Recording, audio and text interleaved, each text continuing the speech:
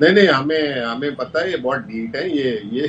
یہ تو انہوں نے کبھی زندگی میں کوئی اپنی غلطی مانی نہیں. یہ تو سمجھتے کہ دنیا میں معاشی صورتحال پر. اور اسحاق ڈار نے آج پریس کانفرنس کی ہے. انہوں نے کہا ملک ڈیفالٹ ہوگا اور نہ ہی ایسا کوئی خطرہ ہے. جبکہ مفتاح اسماعیل صاحب جو انہی کی حکومت کے وزیر خزانہ رہ چکے ہیں وہ یہ کہتے ہیں جون میں پھر جانا پڑے گا, یہ خطرہ نہیں ٹلے گا. اور اسحاق ڈار نے یہ بھی دعویٰ کر دیا کہ جون تک ہم 10 ارب ڈالر تک اس کو لے آئیں گے. تو یہ ساری صورتحال پر بات کریں گے. مزمل اسلم صاحب ہمارے ساتھ موجود ہیں, ماہر معاشیات, اور زبیر خان صاحب موجود ہیں, ڈاکٹر زبیر خان صاحب, آپ بھی ماہر معاشیات ہیں. زبیر صاحب آپ سے آغاز کرتی ہوں. سر, اسحاق ڈار صاحب کہہ رہے ہیں فکر نہ کریں, خطرہ ٹل گیا ہے, اور جو یہ سب کچھ اس وقت صورتحال ہے یہ کریٹ ہوئی پاکستان تحریک انصاف کے دور حکومت میں, اس سے ہم نکل آئیں گے. جون تک انہوں نے کہہ دیا جی زر مبادلہ کے ذخائر 10 ارب تک ہو جائیں گے. کیا آپ اس پہ یقین کریں گے؟ کیا سمجھتے ہیں ساری صورتحال میں؟ دیکھیے, ابھی تک تو اسحاق ڈار صاحب بہت کچھ کہتے رہے, تو ان کی بات پر یقین کرنے کی بات نہیں ہے. ہم نے تو جو حقائق ہیں ان کو دیکھ کر بات کرنی ہے. اگر IMF نے پروگرام ہمیں دے دیا, اور ساتھ ہی جو ہمارے دوست ممالک ہیں جنہوں نے اپنے قرضے رول اوور کرنے ہیں, چین نے 2 قرضے رول اوور کرنے ہیں, ایک کمرشل بینکس کا ہے اور ایک ان کا اپنا جو سیف ڈپازٹ ہے 3 ارب ڈالر کا, اور ساتھ ہی اگر سعودی عربیہ رول اوور کرتا ہے تو پھر تو ہمارے جو اس وقت جو قرضے جو ہم نے واپس ادا کرنے ہیں جو واجب ہے جون 30 تک, وہ ہے 7 ارب ڈالر. تو ان کی تو میں نے آپ کو تفصیل بتا دی. چائنا کو 4.5 ہے ارب ڈالر, اور 2 ادھر ہے یہ سعودی عربیہ کو 6.5 ہو گئے, اور آدھا 500 ملین میرے خیال میں UAE کے. اگر ان لوگوں نے ان ممالک نے اپنے رول اوور کر دیے اور IMF کا پروگرام آ گیا تو ظاہر ہے ڈیفالٹ تو پھر نہ ہوا. اچھا, لیکن بات یہ ہے کہ ہاں نہیں کیوں ہوگا, اللہ خیر کرے, کیوں, یہ تو یہ جو واجبات ہیں ان کے لیے تو اس وقت موجودہ جو آپ کے فارن ایکسچینج ریزروز ہیں وہ کافی نہیں ہیں. اور بات یہ ہے کہ IMF کہتا ہے کہ آپ ان 3 ممالک سے لکھ کر لے آئیں کہ وہ رول اوور کر رہے ہیں, پھر ہم IMF پروگرام اپروو کریں گے. یہ ممالک کہتے ہیں کہ ہم ہرگز سے آپ اپنے معاملات طے کر لیں تو پھر ہم آپ کو وہ لے کر آئے. تو دیکھیں نا, تو یہاں پر کچھ پیچیدگیاں ہیں, اب یہ دور ہو سکتی ہیں. اب بات یہ ہے نا کہ جب تک وہ نہیں ہوئی تو ہم مشکلات میں ہیں. لیکن بات یہ صرف جون 30 تک کی بات ہے. جون 30 کو ہم 0 ہو جائیں گے پھر سے. ہمیں دوبارہ ایک نیا پروگرام IMF کا لینا پڑے گا. یا اگر IMF سے نہیں لیتے تو پھر ہمارا تمام جو ہمارے ایکسٹرنل ڈیٹ ہے 138 ارب ڈالر کا, وہ ہمیں ری اسٹرکچر کرنا پڑے گا. دیکھیں, یہ مشکلات تو ابھی شروع ہونی ہے جون میں. یہ تو اس وقت جو اس سال کو بھی یہ لوگ کامیابی سے مکمل نہیں کر سکے یہ حکومت, یہ تو اس کے مشکلات ہیں. ان لوگوں نے جو کام کرنے تھے وہ نہیں کہ یہ الیکشن موڈ میں ہیں اور انہوں نے بے تحاشا اخراجات کیے ہیں, اور ان اخراجات کو بچانے کے لیے انہوں نے معیشت کو بند کر دیا. تو جب معیشت بند ہو گئی تو ایکسپورٹس بھی ڈکلائن کر گئیں, اور آپ کی ساری معیشت کی انڈسٹری بھی بند ہو رہی ہے. تو آپ نے یہ جو اقدامات لیے اس کا ایک بہت بھاری بوجھ پاکستان کے عوام پر, معیشت پر, ہماری انڈسٹری پر, ہماری ایکسپورٹس پر ڈالا. اس وقت تو ہم دیکھیے نا, ایک سیکنڈ میں بات مکمل کروں تو وہ میں کہہ رہا ہوں کہ یہ ابھی مشکلات کی آغاز ہے. یہ تو ایک چھوٹی سی ایک مسئلہ ہے, یہ اس کو دور کرے تو پھر آگے بات بنے گی. ٹھیک ہے زبیر صاحب, آپ کا پوائنٹ آ گیا. مزمل, اس پہ ڈیلی کی بنیاد پہ بحث ہو رہی ہے. آج وزیر خزانہ نے پریس کانفرنس کی, نہیں بتایا انہوں نے کہ کل کیوں ڈالر اتنا اوپر گیا, آج کیا ہوا, یہ باؤنس بیک ہوا.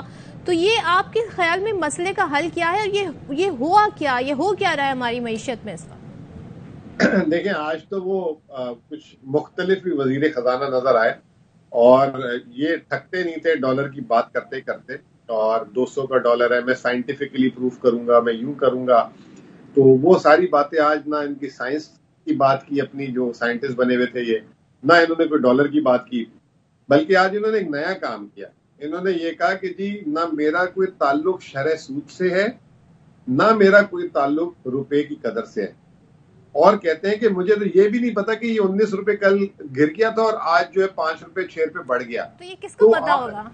ہاں تو وہ جو ہے آج تو بالکل ہی وہ بلینک ہو گئے. انہوں نے کہا اسٹیٹ بینک خود مختار ہے، مجھے کیا پتا کیا ہو. یہ پہلی بات انہوں نے یہ کی.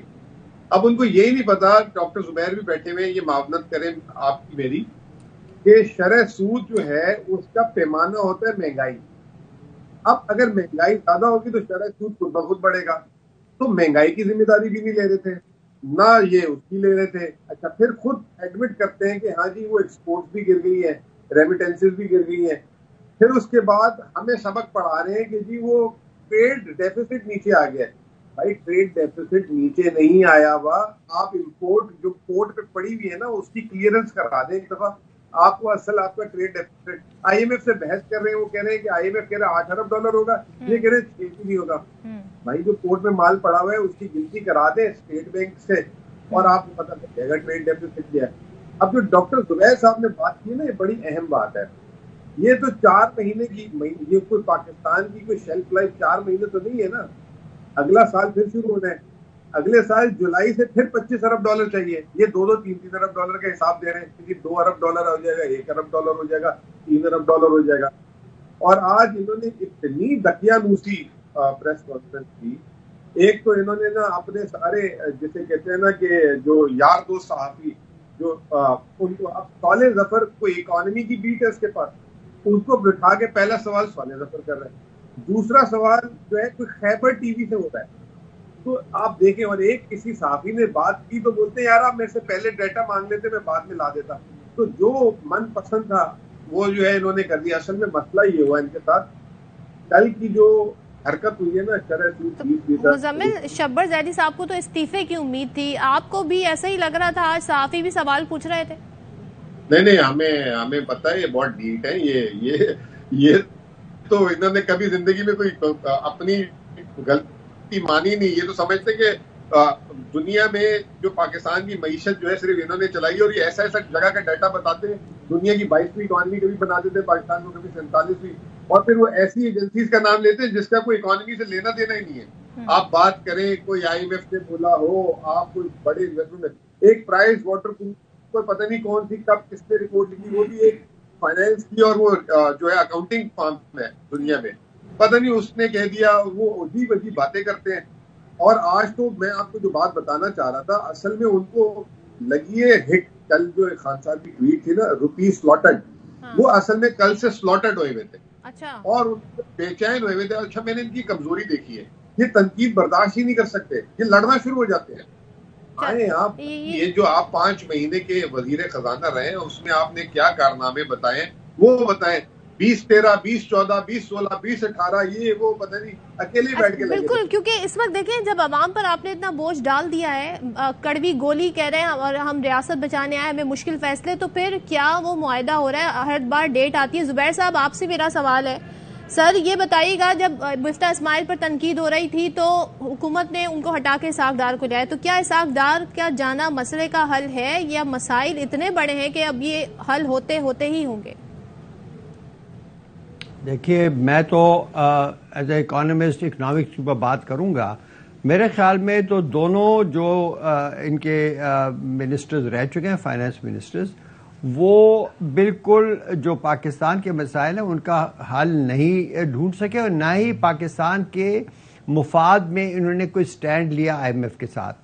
ایک صاحب جو تھے پہلے مفتاح صاحب، انہوں نے تو بس یہ کہا کہ بھئی آئی ایم ایف سے ہر حالت میں سمجھوتا ہونا ہے. جو انہوں نے کہا انہوں نے مانا، وہاں پر گئے، انہوں نے ان کو خوب ان کی مطلب کہ مہمان نوازی کی اور ان کو بڑھایا چڑھایا. اب بھی وہ کہتے ہیں کہ یار مفتاح دیکھیں نا، اب بھی مفتاح صاحب آئیں تو ہمارے لیے اچھا ہے. بات یہ ہے کہ آئی ایم ایف کا پروگرام تو پہلے دن سے میں کہہ رہا ہوں کہ یہ پاکستان کے لیے ناقص ہے، یہ پاکستان کے مفاد میں نہیں ہے. ورنہ آپ یہ دیکھیے اس وقت یہ آئی ایم ایف کا پروگرام اثر نو نہیں شروع ہو رہا، یہ 9th ریویو ہے. سر اس کے علاوہ یہ اس وقت 3 دوست ممالک بھی اب مدد کرنے کو تیار نہیں. کیوں نہیں ہے؟ نہیں آپ دیکھیں صدر، یہ باتیں ہم پر چھوڑیے، میں بتاتا ہوں آپ کو کیوں نہیں حل ہے. ہمارے پاس تھا ایک ایسے ایڈجسٹمنٹ پروگرام کا کہ جو پاکستان کو کہ جو فورن ایکسچینج کے کرائسس ہے اس کو بھی ڈیل کر لیتا، اور اس وقت 3 سال کے بعد ہم اگلا پروگرام نہ مانگ رہے ہوتے اور ڈیٹ ریسٹرکچرنگ نہ مانگ رہے ہوتے. یہ تو آئی ایم ایف پروگرام کی مکمل ناکامیابی ہے، اور وہ ناکامیابی میں یہ اس حکومت کا بہت بڑا ہاتھ ہے کہ جو انہوں نے کہا وہ انہوں نے کیا. تو یہ مل کر پی ڈی ایم کی حکومت اور انہوں نے پاکستان کو اس جگہ پر پہنچا دیا ہے کہ آپ دیکھیے 4 مہینے کا بھی انتظار نہیں کرنا پڑے گا. اس سے پہلے آپ کو نئے پروگرام کی نیگوسیشنز کرنی پڑیں گی کہ ہم اس کے بعد کیا کریں گے. ورنہ بالکل یہ تو پاکستان بالکل آپ دیکھیں ایک آئی سی یو میں ایک نرس کی ڈیوٹی ختم ہو رہی ہے، دوسری نرس آنے لگی ہے. آپ یو آر اسٹل دیئر. ٹھیک ہے.